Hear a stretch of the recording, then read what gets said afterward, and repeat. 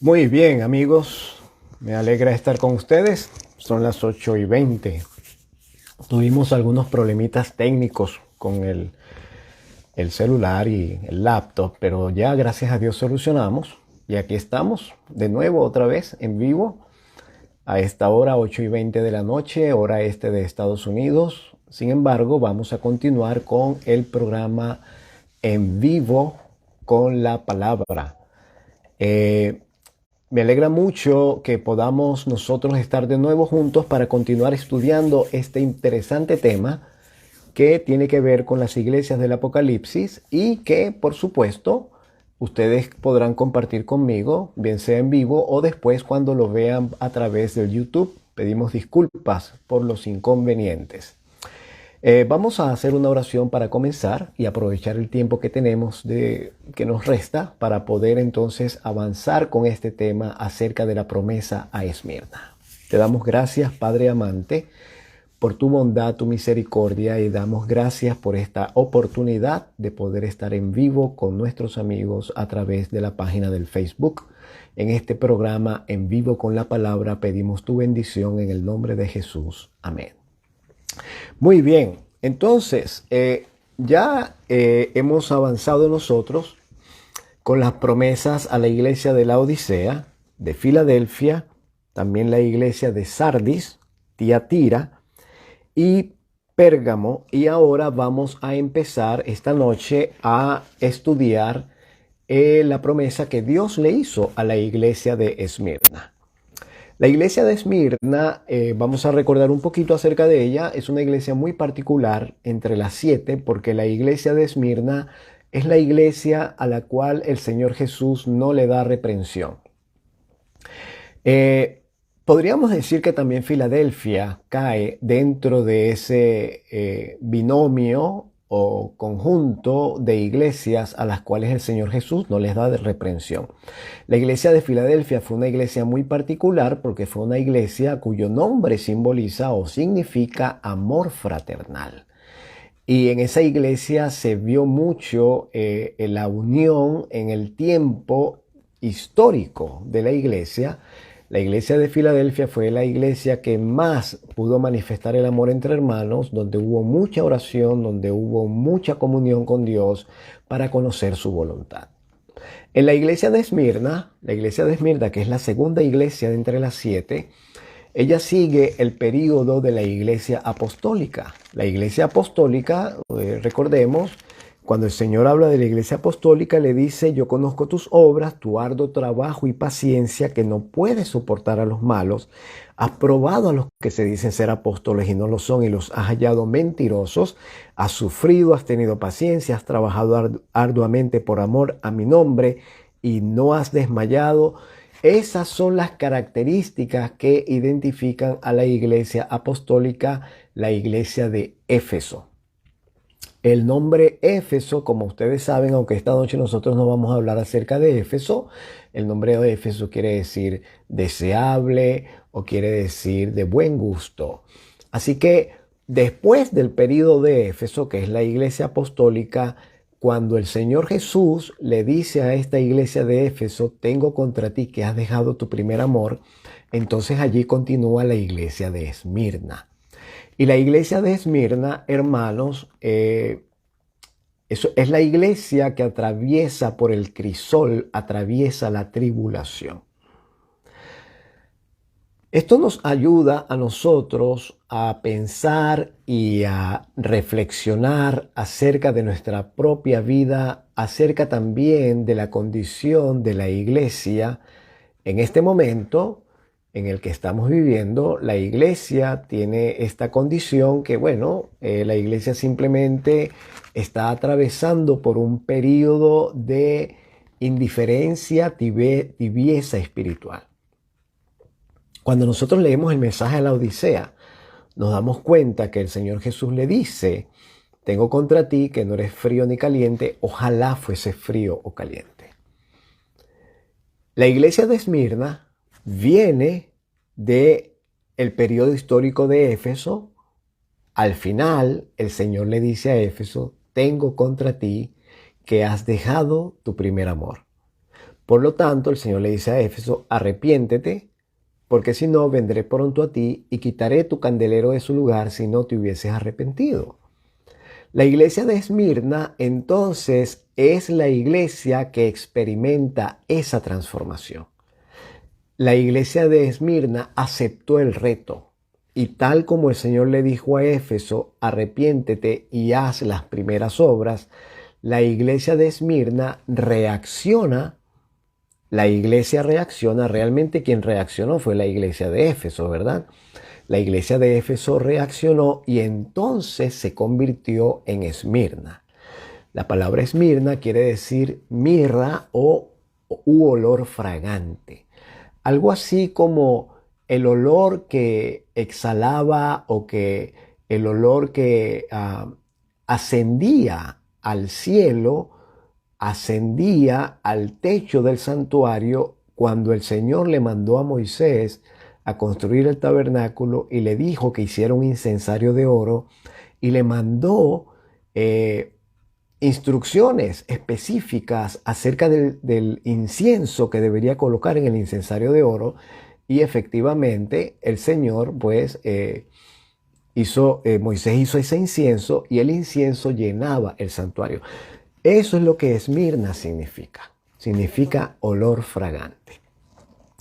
Y bueno, en el mensaje Esmirna, el Señor le dice, Él se identifica como el primero y postrero que estuvo muerto y vivió, y le dice, yo conozco tus obras, tu tribulación y tu pobreza, pero tú eres rico. Estábamos hablando un poco de la Odisea. La Odisea es todo lo contrario de Esmirna. La Odisea es arrogante, la Odisea es orgullosa, la Odisea también es una iglesia engañada. Engañada porque no se conoce a sí misma. Piensa que es rica y es pobre. En cambio, Esmirna, el Señor le dice, yo conozco tu tribulación y tu pobreza, pero tú eres rico.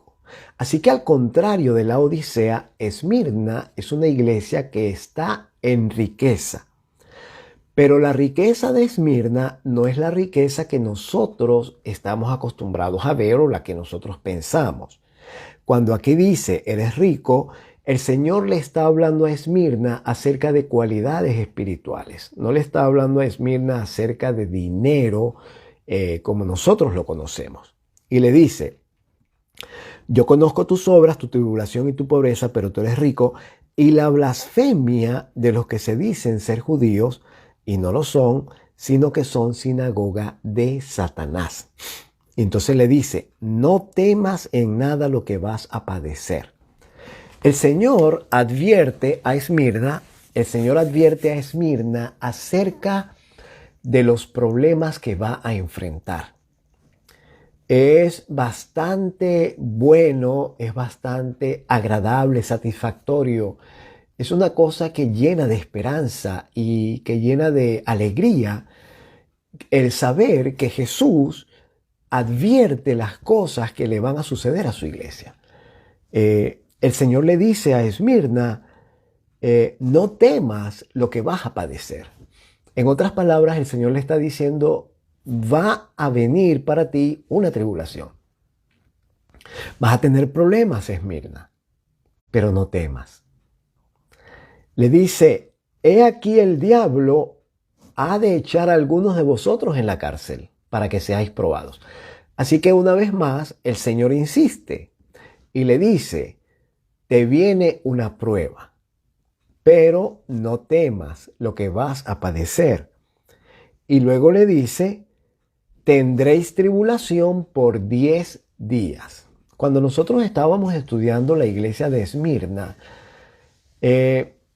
estuvimos viendo ese detalle acerca de la relación que existe entre la prueba y el número 10. Y recuerdo que cuando estuvimos hablando acerca de Esmirna, ustedes pueden revisar los videos acerca de las iglesias que están colocados en YouTube. Y allí donde están los videos de Esmirna, que es la segunda iglesia, creo que hay 2 videos acerca de Esmirna. Ustedes pueden corroborar lo que yo les estoy diciendo El número 10 en la Biblia es símbolo de prueba, una prueba que lleva a un juicio. Y en esa oportunidad dimos ejemplos y puedo recordarles los 10 mandamientos son la prueba del juicio. Les puedo hablar acerca de las 10 vírgenes de Mateo 25, perdón. Les puedo hablar también acerca de los 10 cuernos que tiene la bestia de Daniel capítulo 7, también aparecen en Apocalipsis 13. Les puedo hablar, por ejemplo, de los 10 días que, tenemos a las 10 vírgenes, tenemos el diezmo también es una prueba para el pueblo de Dios, una prueba que lleva a juicio. A 10 camellos llevó Eliezer, el mayordomo de Abraham, cuando estaba buscando esposa para Isaac. Eso era una prueba que llevaba a un juicio. Así que nosotros en la Biblia constantemente vamos a encontrar que el número 10 está ligado a la palabra prueba. Y eso es bien interesante porque eso nos ayuda a pensar en Esmirna, nos ayuda a pensar que cuando el Señor le dice, he aquí el diablo echará a algunos de vosotros en la cárcel para que seáis probados y tendréis tribulación por 10 días. Y luego le dice, sé fiel hasta la muerte y yo te daré la corona de la vida. Es interesante cómo el Señor anticipa a la iglesia de Esmirna que ellos van a enfrentar la muerte. Les está diciendo que entre ellos va a haber mártires. Les dice, sean fieles hasta morir. Así dice en el griego, sean fieles hasta morir. Quiere decir, algunos de ustedes van a morir. Así que sean fieles. Les está diciendo, no teman lo que van a padecer. Y luego el Señor le dice que el que es fiel hasta morir, Él le va a dar la corona de la vida. Por supuesto, nosotros necesitamos entender el lenguaje bíblico y darnos cuenta que el Señor les está hablando a ellos de darles la corona de la vida, no mientras están pasando la tribulación. No tiene sentido que les vaya a dar la corona de la vida mientras están presos en la cárcel. El Señor está diciendo que les va a dar la corona de la vida después que hayan vencido. Y la victoria de Esmirna no es lo que muchos podrían pensar, que es que van a estar felices y se van a reunir y van a celebrar y van a comer. No. En este caso, la victoria de Esmirna es la muerte.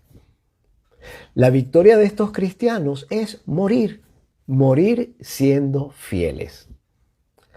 Cuando nosotros pensamos en esto, nos damos cuenta de que esto es una victoria un poco extraña. Y a alguno podría no gustarle este tipo de victoria, pero la Biblia dice, sé fiel hasta morir, y yo te daré la corona de la vida. Así que entonces, hermanos, el Señor le está diciendo a Esmirna, le está anticipando, para empezar, que ellos van a tener grandes tribulaciones, les está diciendo que el diablo se va a encargar de meterlos en el crisol y les está diciendo que la prueba de ellos va a durar 10 días, asociando el número 10 con la prueba y el juicio. Pero les está diciendo que el que sea fiel hasta morir, Él le va a dar la corona de la vida y por supuesto, eso no puede suceder mientras Esmirna está en la prueba, eso va a suceder ya después cuando esos que murieron siendo mártires resuciten. El Señor dice en el versículo 11 del capítulo 2 de Apocalipsis, el que tiene oído, oiga lo que el Espíritu dice a las iglesias, el que venciere no sufrirá daño de la segunda muerte. La Biblia, como les he dicho yo muchas veces, es un compendio de libros que están intercomunicados. La Biblia, mi querido, es un libro compuesto de 66 libros y estos 66 libros todos hablan acerca del mismo tema. La salvación a través de Jesucristo y la solución del pecado al final del tiempo. En este tema general, existen muchos temas que son subtemas. Por ejemplo, uno de esos temas que es un subtema de este tema general tiene que ver con la muerte y la resurrección. La muerte es el fin de todo o de toda actividad terrenal. Quiero que hablemos un poquito acerca de esto. La muerte es el fin de toda actividad terrenal. La muerte es el final de todo pensamiento terrenal, de todo sueño terrenal. La muerte es el final de todo lo que existe, de todo lo que tienes. Cuando mueres, todo se acaba. Cuando mueres, todo se termina. Amistades se van, ya no las vas a ver más. Familiares, ya no los podrás ver más. Papá, mamá, hijos, todo se acabó. Estás muerto. Después que mueres, una vez que estás muerto, la vida en el mundo continúa. Todo sigue igual. Siguen las construcciones, siguen los carros andando por las calles, la gente sigue caminando, las personas siguen respirando. Somos millones, billones en el mundo. Así que por el hecho de que alguien se muere, el mundo no se para, las actividades no se paran. Inclusive, cuando tú o yo muramos, nuestra familia no va a dejar de trabajar, no van a dejar de dormir, de despertarse, de cocinar, de comer, de dormir. No van a dejar de reír, no van a dejar de llorar. Te van a recordar, me van a recordar, por supuesto. Pero la vida continúa, no se para, no se detiene. El Señor lo que le está diciendo a Esmirna es que sea fiel hasta ese momento, hasta la muerte. Y después de morir, cuando resucite la persona, entonces dice la Biblia que el Señor le va a dar la corona de la vida y al vencedor le dice: no sufrirá daño de la segunda muerte. Bueno, lo más interesante de todo esto, es que esa expresión, la segunda muerte, la expresión segunda muerte solamente aparece en el libro de Apocalipsis. En ninguna otra parte de la Biblia, desde Génesis hasta Judas, en ninguna otra parte de la Biblia se habla de segunda muerte. Solamente en Apocalipsis. Apocalipsis 2:11, que es el versículo que estamos leyendo, que dice que el que tiene oído oiga lo que el Espíritu dice a las iglesias, el que venciere no sufrirá daño de la segunda muerte. Y también la tenemos en Apocalipsis 26. Bienaventurado y santo el que tiene parte en la primera resurrección. La segunda muerte no tiene potestad sobre estos, sino que serán sacerdotes de Dios y de Cristo y reinarán con él 1000 años. Así que esos son los únicos 2 versículos en la Biblia que mencionan la expresión segunda muerte, ambos en Apocalipsis.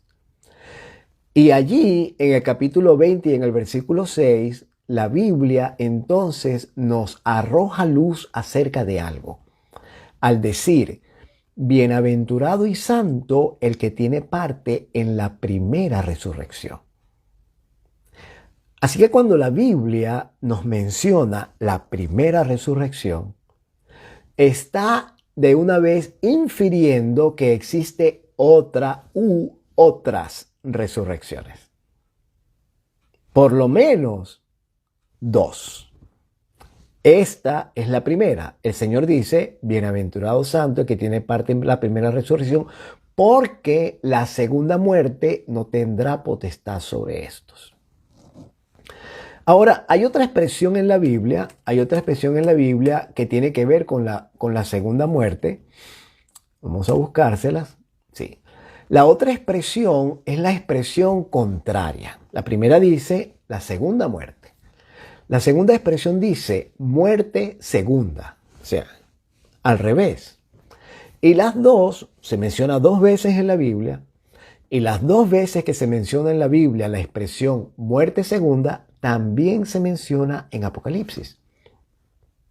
En Apocalipsis 20:14 es el primer texto y dice: y la muerte y el Hades fueron lanzados en el lago de fuego. Esta es la muerte segunda. Y luego en Apocalipsis 21:18 dice, 21:8, perdón, dice: pero los cobardes e incrédulos, los abominables y homicidas, los fornicarios y hechiceros, los idólatras y todos los mentirosos tendrán su parte en el lago que arde con fuego y azufre, que es la muerte segunda. Así que esto es bien interesante. El Señor le está prometiendo a Esmirna que el que venciere no sufrirá daño de la segunda muerte. Y la segunda muerte solamente se menciona en Apocalipsis y se menciona 2 veces. Y la muerte segunda, que es lo contrario, que es la misma muerte, pero está expresada al revés, muerte segunda, también se menciona 2 veces. Ahora, hermanos, si está hablando de la segunda muerte, si está hablando de la muerte segunda o de la segunda muerte, quiere decir que entonces, al resucitar, no todo el mundo va a resucitar con el privilegio de ver a Jesús y vivir para siempre. Porque quiere decir esto implica muchas cosas. Una de las cosas que implica esto de la muerte segunda o de la segunda muerte es que todo el mundo va a resucitar. Esa es una de las cosas que implica. Puede ser que tú, que me estás mirando, estés pensando que de repente, bueno, yo voy a vivir esta vida, voy a gozar, voy a disfrutar, voy a hacer todo lo que quiera, porque al fin y al cabo me voy a morir. Y después que me muera ya todo se acabó. Pero no es así. No es que después que me muera todo se acabó. No, no todo se acabó. La Biblia dice que todos vamos a resucitar. Es decir, todos los que estén muertos, el Señor Jesús primero va a resucitar a un grupo y después va a resucitar a otro grupo. Y tú que me estás viendo, seas quien seas, vivas donde vivas, trabajes lo que trabajes, hagas lo que hagas, creas en lo que creas, vas a resucitar en la primera resurrección o vas a resucitar en la segunda resurrección. Ahora, la Biblia dice que los que resucitan en la primera resurrección van a resucitar para vida.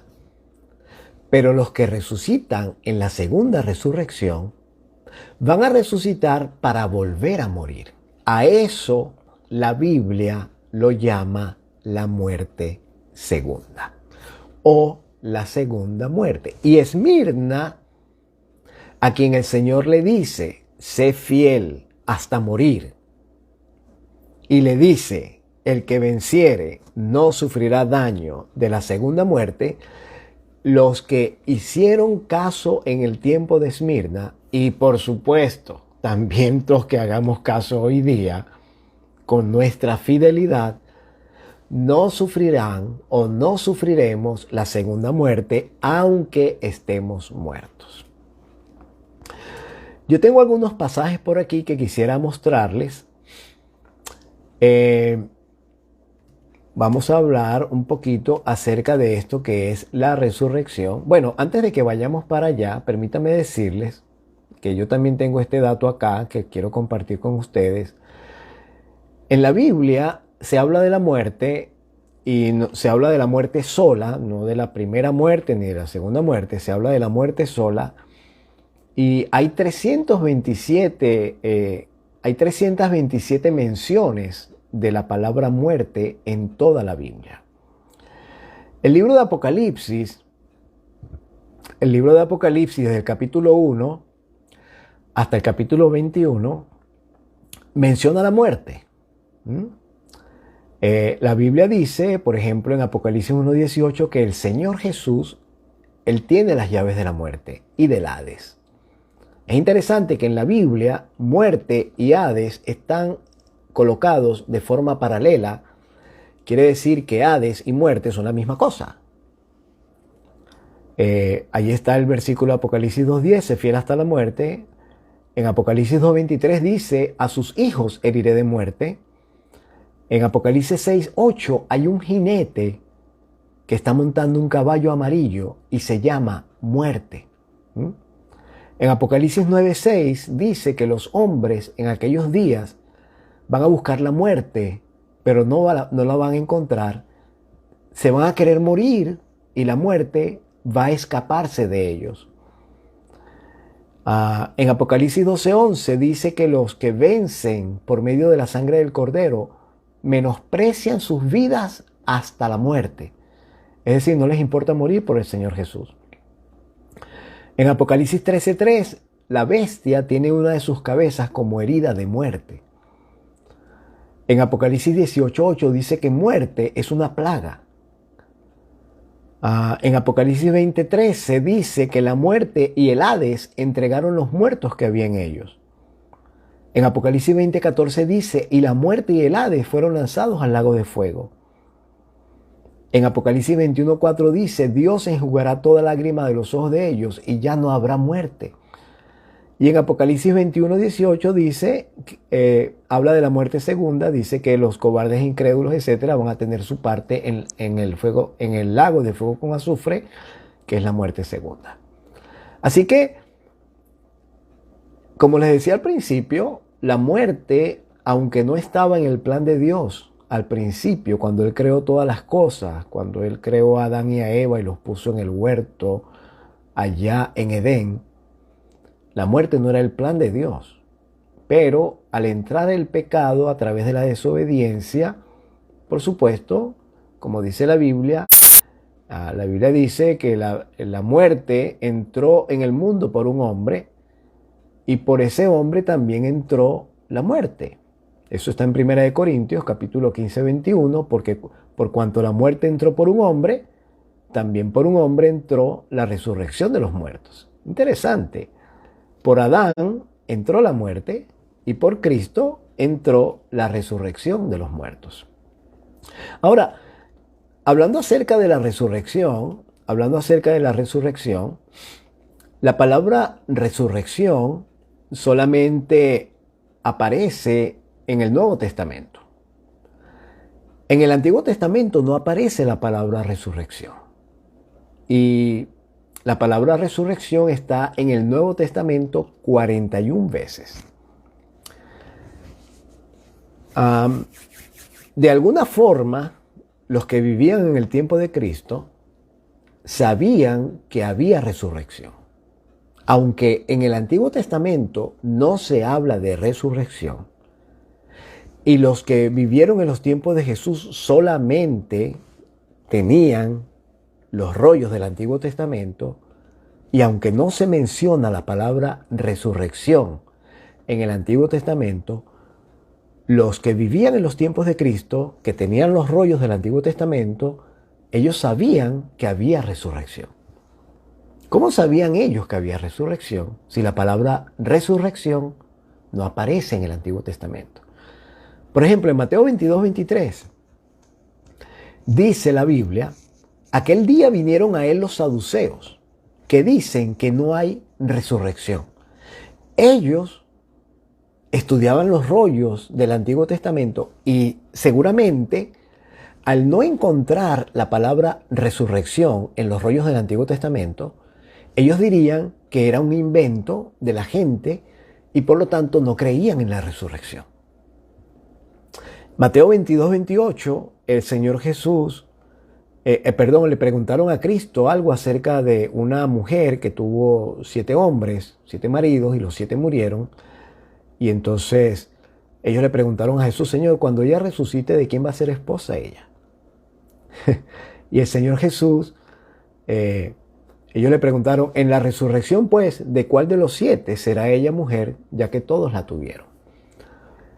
Así que los que vivían en los tiempos de Cristo sabían que iba a haber una resurrección. El caso que a mí más me llama la atención, es aquel de Juan capítulo 11, y vamos a leerlo. En San Juan, en el capítulo 11, está la historia de cuando Lázaro murió. Y allí dice, versículo 20 en adelante, Entonces Marta, cuando oyó que Jesús venía, salió a encontrarlo, pero María se quedó en casa. Y Marta le dijo a Jesús: Señor, si hubieses estado aquí, mi hermano no habría muerto. Bueno, ella tenía y no tenía razón, porque de verdad que si alguno de sus siervos o alguien hubiese ido a encontrar a Jesús donde estaba y le hubiese dicho que Lázaro se estaba muriendo, y Jesús hubiese dado su palabra de que él no se iba a morir, no se hubiese muerto. No tenía él que estar presente donde Lázaro, porque eso hizo Jesús varias veces, dando su palabra para que la persona sanara o resucitara. Sin embargo, vamos a seguir leyendo el texto, y le dijo Marta a Jesús: pero yo también sé ahora que todo lo que pidas a Dios, Dios te lo dará. Como diciéndole ella a Jesús: yo sé quién tú eres y yo sé que tú tienes el poder de darle vida a Lázaro otra vez si te lo piden. Y Jesús le dijo: tu hermano resucitará. Esta es la primera vez que Jesús habla de la resurrección. Y le dice a Marta: tu hermano va a resucitar. Y Marta le dice: sí, Señor. Marta le dijo en el versículo 24 de San Juan 11: yo sé que resucitará. Yo sé que resucitará en la resurrección en el día final. Imagínense toda la información que esta gente tenía. Marta sabía que había de sucederse una resurrección y que la resurrección iba a suceder en el tiempo del fin. ¿De dónde sacó Marta esa información? El único lugar de donde pudo haber sacado esa información es de los rollos del Antiguo Testamento. Y es allí donde nosotros, o donde hago énfasis, mis hermanos, mis amigos que están mirando esto o que lo van a ver grabado, necesitamos volver a la palabra, porque nosotros nos perdemos mucha información de la palabra solamente por estar creyendo todo lo que nos dicen. ¿Cómo fue que Marta supo que había una resurrección y que esa resurrección iba a sucederse en el tiempo del fin? ¿De qué parte de la Biblia la sacó? Porque en ninguna parte del Antiguo Testamento dice con claridad que en el tiempo del fin los muertos van a resucitar. Pero ellos, sabían que eso iba a suceder. Vamos a buscar un texto. Vamos a buscar un texto aquí, porque yo creo que podemos encontrar, no aparece la palabra resurrección en el Antiguo Testamento, pero la palabra resucitar aparece en el Antiguo Testamento, en Nehemías, en Isaías y en Oseas. Tus muertos vivirán, sus cadáveres resucitarán. Muertos son, no vivirán, han fallecido, no resucitarán. Resucitarán de los montones del polvo. Así que ellos tenían información acerca de la resurrección, sabía que iba a haber una resurrección. Y por el estudio del Antiguo Testamento, por el estudio de los profetas, ellos sabían que en el tiempo del fin las personas iban a tener vida de nuevo, iban a resucitar. Entonces dice la Biblia, volviendo a San Juan en el capítulo 11, Jesús le dijo a Marta: yo soy la resurrección y la vida. El que cree en mí, aunque esté muerto, vivirá. Y esa es precisamente la promesa que el Señor le está haciendo a Esmirna. El Señor le dice a Esmirna: no temas en nada de lo que vas a padecer, porque algunos de ustedes van a sufrir la muerte, pero al que venza, yo le prometo, el Señor Jesús dice, yo le prometo al que venza que aunque muera, no va a sufrir daño de la segunda muerte. Entonces, esto nos quiere decir a nosotros que no debemos preocuparnos. Bueno, tenemos y no tenemos, ¿verdad? Debemos preocuparnos y a la vez no debemos preocuparnos. No debemos preocuparnos en cuanto a la salvación si morimos esta muerte. La muerte esta de que es la consecuencia del pecado. Las dos son consecuencia del pecado, pero esta es antes de que Cristo venga. Si usted o yo llegamos a descansar, a morir antes de que el Señor Jesús venga, si hemos sido fieles a Dios, no necesitamos preocuparnos porque el Señor le nos está prometiendo a través de la iglesia de Esmirna que el que venza, el que sea fiel, no sufrirá daño de la segunda muerte. Y él dice, yo soy la resurrección y la vida. El que cree en mí, aunque esté muerto, vivirá. Es casi exactamente lo mismo que le dijo a Esmirna. El que venciere no sufrirá daño de la segunda muerte. Y entonces, nosotros vemos esta conversación entre Jesús y Marta y nos damos cuenta que ellos ya abrigaban la esperanza de la resurrección y el Señor lo que hizo fue aclararles cómo era que eso iba a suceder. Y Él les dijo, el originador y el actor y el causante de la resurrección está entre ustedes. Les dijo Jesús, y soy yo, les dijo Jesucristo. Así que cuando nosotros vemos la promesa de Esmirna y pensamos en la muerte, y como les decía yo al principio del programa, el día que tú o yo moramos, si esa es la voluntad del Señor antes de que venga Jesús, si llegamos a descansar, todo va a terminar. Pero todo termina solo para nosotros. El mundo sigue su camino. Miren, por más que una persona sea muy importante en este mundo, por mucho dinero que llegue a acumular, el día que ese personaje importante o esa persona demasiado rica se muera, el mundo se va a enterar de que se murió porque era famoso, porque tenía mucho dinero. Pero el mundo no se va a parar por eso. La gente no va a dejar de comer, de trabajar, de vivir, de dormir. No, nadie. Porque nadie, ningún ser humano es tan importante o tiene tanta influencia como para detener la marcha del mundo porque se muera.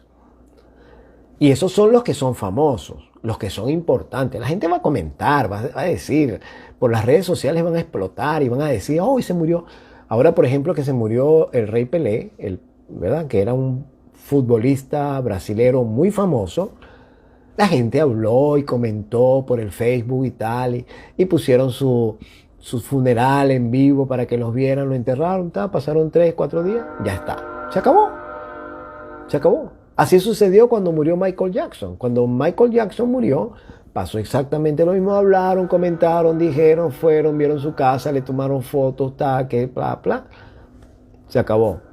Ya eso pasó algunos años atrás. Algunas veces que otras se recuerda la muerte de Michael Jackson.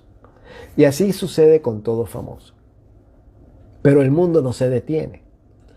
Nosotros debemos preocuparnos entonces no por el momento de morir, tenemos que preocuparnos por la vida que estamos llevando ahora, tenemos que preocuparnos porque estamos vivos y necesitamos, ahora que estamos vivos, ser fieles hasta el momento de morir.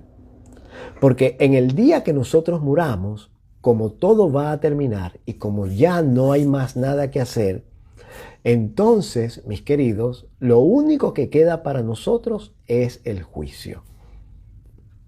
El juicio. Y entonces, cuando estemos enfrentando el juicio, allí se va a decidir el destino de nosotros para toda la eternidad. Vida eterna o muerte eterna. Así que la promesa a Esmirna es una promesa que nosotros debemos conservar. Aunque esto tuvo su periodo histórico después que Éfeso perdió su primer amor, esta es la reacción positiva de la iglesia a la reacción negativa que tuvo Éfeso al final de su periodo histórico porque dejó su primer amor. Ahora, esto también nos ayuda a nosotros a pensar, que no es en los momentos de paz, de prosperidad, no es en los momentos de sosiego, de aparente libertad, cuando la iglesia goza de sus mayores bendiciones. Éfeso era una iglesia muy trabajadora, muy ferviente y muy activa, con mucha paciencia, pero algo le pasó que dejó su primer amor y sin embargo Esmirna, que muestra todo lo contrario, que es una iglesia sufrida, que está en pruebas, que es pobre, pero a la vez es rica. Esa iglesia no recibió ninguna reprensión del Señor Jesús por la vida y la fidelidad que llevaba. Nosotros en este año 2023 estamos viviendo una época de bastante paz en lo que refiere al poder expresar nuestra fe en público sin ningún inconveniente. Por supuesto, hay países donde existe persecución hacia los cristianos y donde también habrá cristianos que habrán muerto. Pero en general en el mundo, y especialmente en este país, Norteamérica, que es uno de los países más influyentes en la cultura mundial, no hay persecución religiosa, al contrario. Se protege y se defiende la libertad religiosa. Ese proteger y defender de la libertad religiosa ha llevado a que la religión se haya hecho muy popular y que haya mucho religioso en el mundo. Pero eso también ha logrado, lamentablemente, que exista mucha profesión de piedad sin realmente un cambio o un cristianismo efectivo como debería ser. El Señor dice, sé fiel hasta morir. La Biblia dice que todo aquel que quiere vivir piadosamente en Cristo Jesús padece persecución. Miren ustedes, nada más lo que pasó ahora con el programa que estamos teniendo ahorita en vivo, que se llama En Vivo con la Palabra. Miren ustedes nada más lo que pasó, que cuando queríamos empezar el programa, la imagen estaba torcida y no se quería enderezar, hasta que finalmente logramos enderezarla. Todas esas cosas suceden porque el enemigo no quiere que el mensaje de la palabra llegue. Así que trata de molestar, de fastidiar, para que entonces digamos, no vamos a hacer el programa hoy. Pero gracias a Dios que orando y buscando la solución, se encontró la solución y el programa se pudo llevar a cabo. Bien, mis hermanos, mis amigos. Entonces dijimos que el programa iba a ser hasta las 9, no queremos extender esto un poco más, a pesar de que empezamos tarde. Sin embargo, el próximo jueves nos veremos a las 8 de la noche en vivo con la palabra a través del Facebook. Ya no vamos a tener más pérdida de tiempo, Dios mediante. Vamos a entrar en vivo a las 8 para que ustedes puedan disfrutarlo. Vamos a hacer una oración antes de concluir. Te damos gracias, Padre Santo, que nos permitiste tener este programa en vivo esta noche. Agradecemos la solución del problema que tuvimos al principio. Agradecemos el mensaje a Esmirna y la promesa que aquel que venza no va a recibir daño de la muerte segunda. Bendícenos, Dios, ayúdanos a ser fieles hasta el final y que tu palabra pueda transformar nuestras vidas. Oramos en el nombre de Jesús. Amén. Bendiciones para todos. Muchas gracias por estar allí y nos veremos entonces el próximo jueves, Dios mediante, a las 8 de la noche a través del Facebook. Bendiciones para todos.